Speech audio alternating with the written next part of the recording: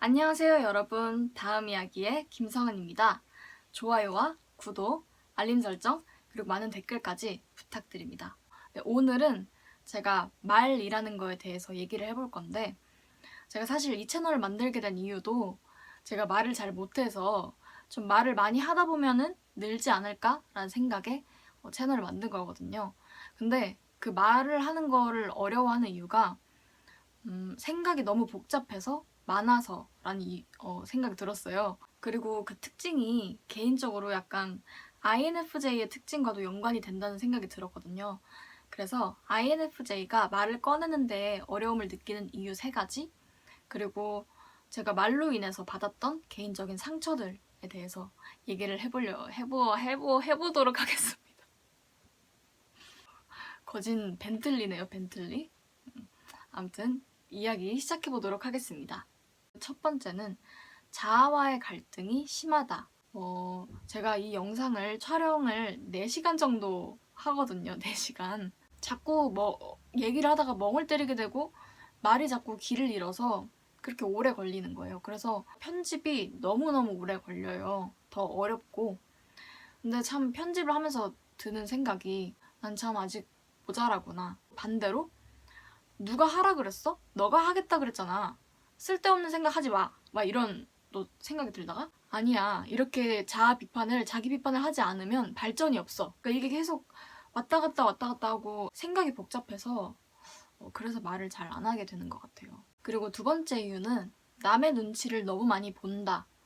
인데요. 1초에도 진짜 형광등처럼 생각이 막 반짝반짝반짝반짝 거리는 거예요. 그래서 이 생각들을 어떻게 말로써, 단어로써, 문장으로써 전달을 할까? 또 그 생각 후에는 만약에 내가 이 얘기를 했는데 상대방이 별로 듣기 싫어하면 어떡하지? 그 걱정을 하는 이유가 진짜 제가 남의 표정을 정말 잘 읽어서, 그래서 괜히 얘기를 했다가 남 기분도 별로 안 좋아지고 또 나도 괜히 상처받고 그럴까봐 말을 하면서도 하기 전에 너무 막 많은 생각을 하는 거죠.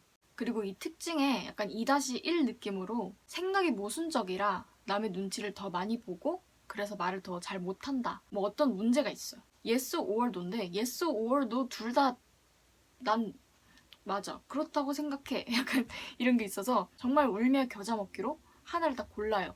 그치만 저는 그 선택이 나중에 바뀔 수가 있거든요. 뭐 친구랑 얘기를 했다고 하면 너 그땐 그랬잖아. 왜 또 다른 얘기해? 이렇게 될까봐 저에 대한 신뢰도가 떨어질까봐 걱정이 되기도 하고, 그리고 그런 저의 모순적인 모습을 보는 게 익숙하면서도 볼 때마다 스트레스를 받거든요.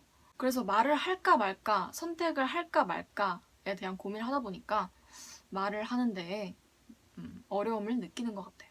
마지막 3번째 이유는 동시에 여러 개의 아이디어가 반짝인다. 이게 정말 장점이에요. 그래서 칭찬도 많이 받고 그럴 때마다 자존감도 올라가고, 근데 이게 너무 반짝여서 문제인 거예요. 좋은 아이디어가 떠올라요. 그래서 오, 이거 좋다 라고 하는 순간 머리가 갑자기 신이 나버리는지 막 돌아가요, 머리가. 그럼 이거를 말로 이렇게 전하거나 글로 이렇게 써놓거나 해야 되는데 그러기도 전에 바로 B라는 아이디어가 생각이 나고 C라는 아이디어가 생각나고, 그러다가 나도 갑자기 정말 뜬금없이 나 오늘 양말 무엇이 신었더라?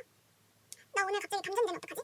갑자기 창문으로 새가 날라오면 어떻게 대처해야 되지? 막 이런 생각이 갑자기 들어요. 정말 갑자기. 공감하실 거예요, 정말. 나는 정말 머리로 열일을 하고 있는데 말로 정리를 할 수가 없으니까 가끔 정말 짓궂으심 좀 높으신 분들은 넌 네 주장이 없니? 라고 할 때가 있어요.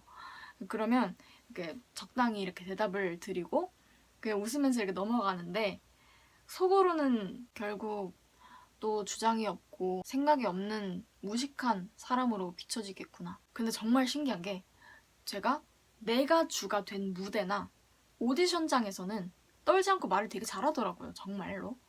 정말로 너무 많이 아무튼 그러니까 제가 어렸을 때부터 무대도 많이 서고 연습생까지 하고 서바이벌 방송 출연까지 한 거 보면은 참 그런 걸 보면은 무대 체질인 것 같기는 해요. 그게 정말 몇 없는 저의 장점인 것 같아요. 네, 다음으로는 제가 말을 잘 하지 못해서 받았던 개인적인 상처들에 대해서 얘기를 해보겠습니다.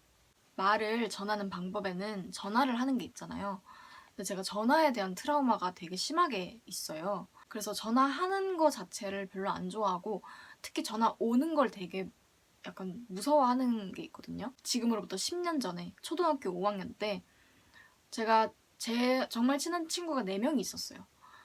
근데 저한테 오해가 생긴 일이 있어서 제가 아무리 사과를 했지만 그 친구들이 저를 따돌림을 하기 시작하더라고요. 집에 있으니까 전화를 하더라고요. 본인은 심심해서 했다고 했지만 너 받아라. 안 받으면 어떻게 되는지 알지. 이렇게 하는 거 보면은 네, 전화를 받았어요. 막 얘기를 하더라고요. 그래서 그냥 듣고 있는데 제가 핸드폰이 배터리가 다 된 거예요. 그래서 갑자기 핸드폰이 꺼져버린 거예요. 그래서 너무 놀래가지고 제가 핸드폰 충전기를 꽂고 바로 전화를 다시 했는데 1초 만에 받아가지고 저한테 쌍욕을 날리더라고요. 막 갑자기 그렇게 사람이 욕을 갑자기 막 그렇게 듣게 되니까 심리적으로 막 압박이 되는 거예요. 그래서 막 손이 떨리고 막 다른 말은 생각이 안 나고 그리고 그 친구가 그 당시에 학원에 있었는데 나 오늘 학원에서 뭐 있는데 잘못하면은 네 때문이다. 진짜 나 학원에서 오늘 잘못하면 네 뒤진다. 이런 말을 하더라고요. 그래서 그때부터는 가족들 말고는 아무리 친한 친구여도 전화랑 문자가 있으면 전 무조건 문자예요. 또 그 당시 얘긴데요. 무더기로 저희 집에 찾아왔더라고요. 나갔어요.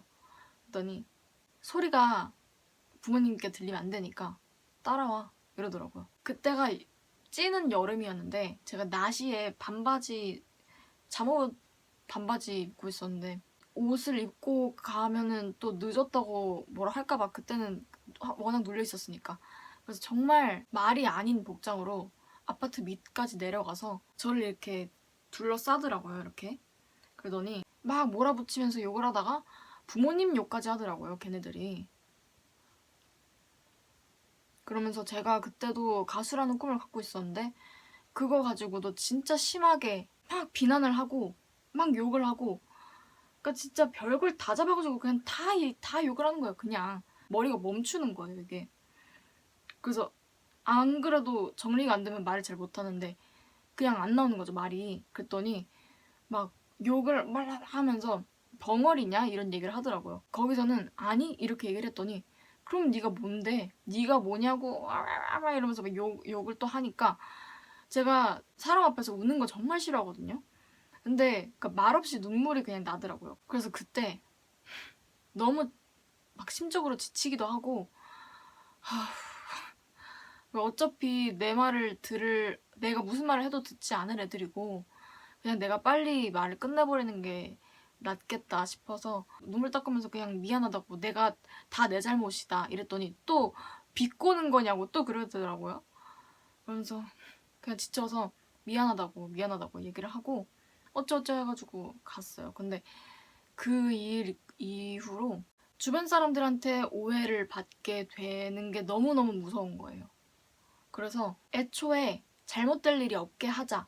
애초에 아주 좋은 사람으로 다가가서 좋은 사람으로 끝내자. 그러니까 그래서 사람이랑 가까워지는 걸 좀 부담스러워하는 이유가 그거인 것도 있고 행동이랑 말을 되게 조심하게 되더라고요. 그래서 그러다 보니까 거울 보고 혼자 시뮬레이션 돌려보고 그런 막 역할극 같은 거를 혼자서 하는 습관이 그때부터 생긴 것 같은데 그래도 그때를 발판 삼아 나를 더 나아지게 하는 그런 방법들을 많이 찾은 것 같아서 다행이라고 생각합니다.